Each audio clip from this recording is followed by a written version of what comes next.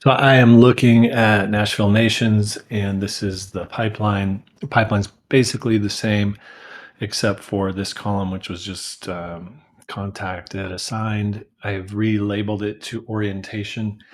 This column's a little bit unique, though, because most of these are, and pipelines in general, are meant to be sequential.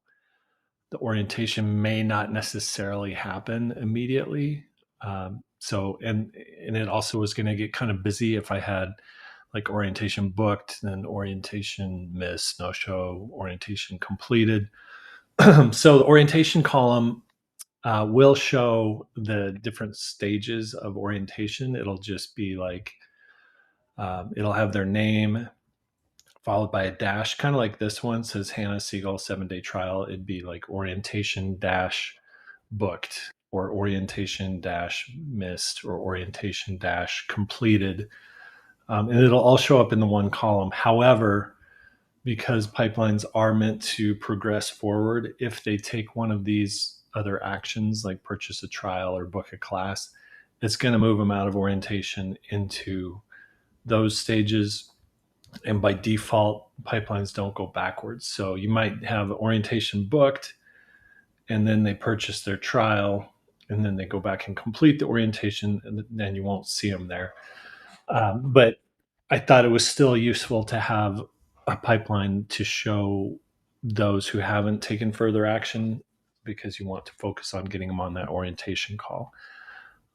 On the orientation specifically, we are using this calendar, which we already had as part of Snapshot. We labeled it coaching call initially, and it's still coaching call here. I need to. I'll change it here. It doesn't actually matter, but for preventing confusion. Um, oh, here's the new one actually. So it's pulling off this new one, and I'll get rid of this old one. But where it says orientation call, that's what's used to book the class. I just need to assign the team to this. That's why it's sort of grayed out. So you're just going to see these options, MB Sync, orientation call. You guys aren't using it yet, but you could use the InBody Scan calendar. So if someone books, we're giving a booking link that will book this calendar, and that booking link is also set in the custom values under LK booking orientation URL. And this is what we use in the some of the messaging where we invite them to book their orientation call. So if they go to this URL, which is set to this, it's going to let them book a time on the calendar. The calendar will say, we'll call you using their phone number, and that will be in the invite.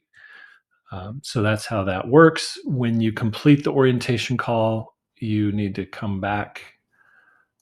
Well, I'll just show you a simulation of it. So say you're in a contact record. There are multiple ways you could do this, but here's one of them.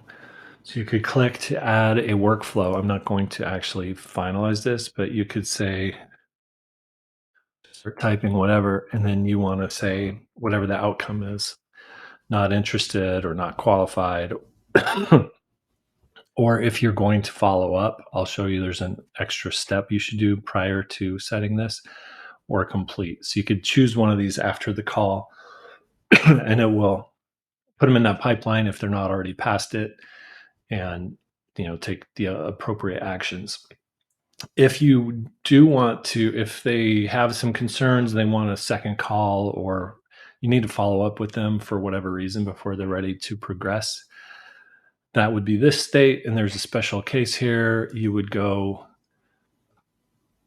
into their contact record right here, coaching call, follow up date. You would just pick a date here, and then the workflow is set to remind you on that date that you were going to follow up. So it'll send you a task. So you may not decide to use that at all, but it's there, and I wanted to point it out. So you would set the date, then you would come back and add the workflow for follow up post call. So I think that touches on the main differences. There are a few places in the workflows that will put them into the manual call cycle. You'll see it. Let me look at one thing I'll show you on the manual call stuff. So on manual actions, let's see what we've got.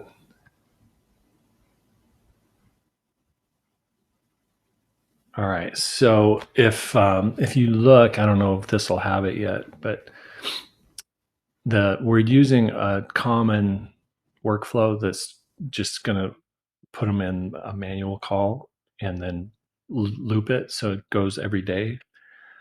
So it may not be meaningful based off the workflow, but we add a note. So you should see a note for that contact. And I don't think this one went through that workflow, so there's nothing there. Um, but it would be in this notes area, and it would say MB, or it would say manual call dash, whatever the call to action is. So you would see that in the notes field for that contact if there's no other context to tell you what the manual call is for.